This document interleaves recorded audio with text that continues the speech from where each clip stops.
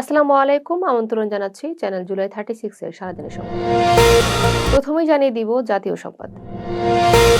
অন্তর্বর্তী সরকার দায়িত্ব নেওয়ার পর সংস্কার ও নির্বাচন ঘোষণার পাশাপাশি প্রতিরক্ষা খাতে বেশি মনোযোগ দিয়েছেন। চীন, পাকিস্তান, তুরস্ক, যুক্তরাষ্ট্র সহ বিভিন্ন দেশ থেকে যুদ্ধবিমান ও সামরিক সরঞ্জাম কেনার উদ্যোগ নেওয়া হয়েছে। বড় অঙ্কের ব্যয় ও দীর্ঘমেয়াদী রক্ষণাবেক্ষণ নিয়ে প্রশ্ন উঠেছে। বিশ্লেষকদের মতে সরকারের অগ্রাধিকার সংস্কার, বিচার ও নির্বাচন হওয়া উচিত ছিল। মুগদা মেডিকেল কলেজ হাসপাতাল থেকে ৩ বছরের শিশু হিসান অপহরণ ঘটনায় র্যাব 4 জনকে গ্রেপ্তার করেছে। রিকশাচালক চান মিয়া সুযোগ নিয়ে শিশুটিকে অপহরণ করে গাইবান্ধায় নিয়ে যায়। পরে র্যাব অভিযান চালিয়ে শিশুটিকে উদ্ধার করে। অপহরণে জড়িত 4 জনকে গ্রেপ্তার করা হয়েছে। সৌদি আরব প্রবাসী বাংলাদেশিরা এখন মাত্র 20,500 টাকায় দেশে ফিরতে পারবেন। মদিনা ও জেদ্দা ঢাকা রুটে বিশেষ এই ভাড়া কার্যকর হবে। মোট 80,000 টিকিট বিক্রির লক্ষ্য নির্ধারণ করা হয়েছে। এতে বিমান বাংলাদেশ অতিরিক্ত 100 কোটি টাকার বেশি আয় করতে পারে বলে আশা করা হচ্ছে। নওগাঁর মহদেবপুরে ডাম্প ট্রাকের চাপায় একটি ভ্যানের 4 জন যাত্রী নিহত হয়েছেন। ভোরে ট্রাকটি নিয়ন্ত্রণ হারিয়ে ভ্যানটিকে চাপা দেয়। ঘটনাস্থলেই প্রাণহানি ঘটে। নিহতদের পরিচয় তাৎক্ষণিকভাবে জানা যায়নি। দিনাজপুরে ঘন কুয়াশা ও কনকনে শীতে জনজীবন ব্যাহত হচ্ছে। তাপমাত্রা 14.5 ডিগ্রিতে নেমেছে। বড় ধান ও আলুর বীজতলা নিয়ে চাষিরা দুশ্চিন্তায় পড়েছেন।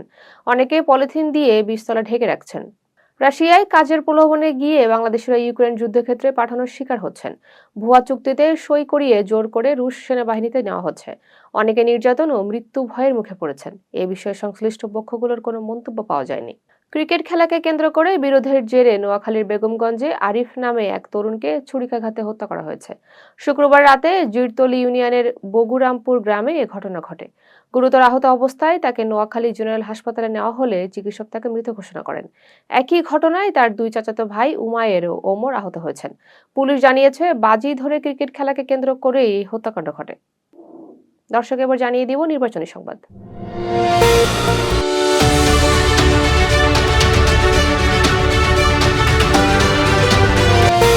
প্রায় 20 বছর পর সিরাজগঞ্জে নির্বাচনী জনসভা করবেন তারেক রহমান। বিসিক শিল্প পার্কে আয়োজিত সমাবেশে সিরাজগঞ্জ ও পাবনার প্রার্থীদের পরিচয় করে দেওয়া হবে। নেতাকর্মীদের মধ্যে উৎসবমুখর পরিবেশ বিরাজ করছে। রেকর্ড সংখ্যক জনসমাগমের আশা করা হচ্ছে। দেশের জাতীয় সংসদ নির্বাচন পর্যবেক্ষণে মালয়েশিয়া থেকে 14 সদস্যের প্রতিনিধি দল আসছে। মোট 16 দেশের 57 জন পর্যবেক্ষক নির্বাচন ও গণভোট পর্যবেক্ষণ করবেন। মালয়েশিয়া সর্বাধিক পর্যবেক্ষক পাঠাচ্ছে, এরপর তুরস্ক। ডক্টর মোহাম্মদ ইউনূস আশা প্রকাশ করেছেন, নির্বাচন নতুন গণতান্ত্রিক অধ্যায় সূচনা করবে। নির্বাচন সামনে রেখে সামাজিক যোগাযোগ মাধ্যমে গুজব ও অপতথ্য ছড়ানোর ঘটনা ঘটেছে। আক্রমণাত্মক পোস্ট, খুনের হুমকিও দেখা যাচ্ছে। ভুয়া ফটোকার্ড ও এআই ভিডিও ছড়িয়ে বিভ্রান্তি তৈরি করা হচ্ছে। পুলিশ সাইবার ইউনিট সার্বক্ষণিক নজরদারি করছেন। ঢাকা 8 আসনের বিএনপি প্রার্থী মির্জা আব্বাস অভিযোগ করে বলেছেন, নির্বাচনে লেভেল প্লেইং ফিল্ড নেই।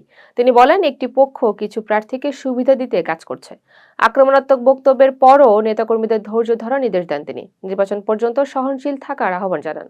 শেরপুরে জামায়াত নেতা রেজাউল করিম হত্যার ঘটনায় 234 জনকে নামীয় আসামি করে মামলা হয়েছে। অজ্ঞাতনামা করা হয়েছে আরো কয়েকশো জনকে। পুলিশ জানিয়েছে, তদন্তের স্বার্থে আসামিদের নাম গোপন রাখা হয়েছে। গ্রেপ্তার অভিযান চলছে। দর্শক, এই মুহূর্তে জানিয়ে দিব আন্তর্জাতিক সংবাদ। ভারতে নিপা ভাইরাসের ঝুঁকি কম বলে জানিয়েছে বিশ্ব স্বাস্থ্য সংস্থা। ভ্রমণ বা বাণিজ্য নিষেধাজ্ঞার প্রয়োজন নেই বলে জানানো হয়েছে। পশ্চিমবঙ্গে মাত্র 2 জন আক্রান্ত শনাক্ত হয়েছে। সংস্পর্শে আসা সবার পরীক্ষার ফল নেগেটিভ এসেছে।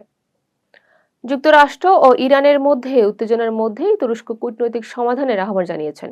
ইরান জানিয়েছে তারা আলোচনায় ফিরতে প্রস্তুত। তুরস্ক সতর্ক করে বলেছে, হামলা হলে মধ্যপ্রাচ্যে বড় ধরনের অস্থিতিশীলতা সৃষ্টি হবে। যুক্তরাজ্যে ভুয়া চাকরির কাগজ দিয়ে অভিবাসন জালিয়াতির অভিযোগে তদন্ত শুরু করেছে হোম অফিস। ভিসা এজেন্টরা ভুয়া সিভি, ব্যাংক স্টেটমেন্ট ও পেরোল তৈরি করছে বলে অভিযোগ উঠেছে। এক অনুসন্ধানে অন্তত 250টি ভুয়া চাকরির প্রমাণ মিলেছে। সরকার জানিয়েছে, নিয়ম ভঙ্গকারীদের বিরুদ্ধে কঠোর ব্যবস্থা নেওয়া হবে।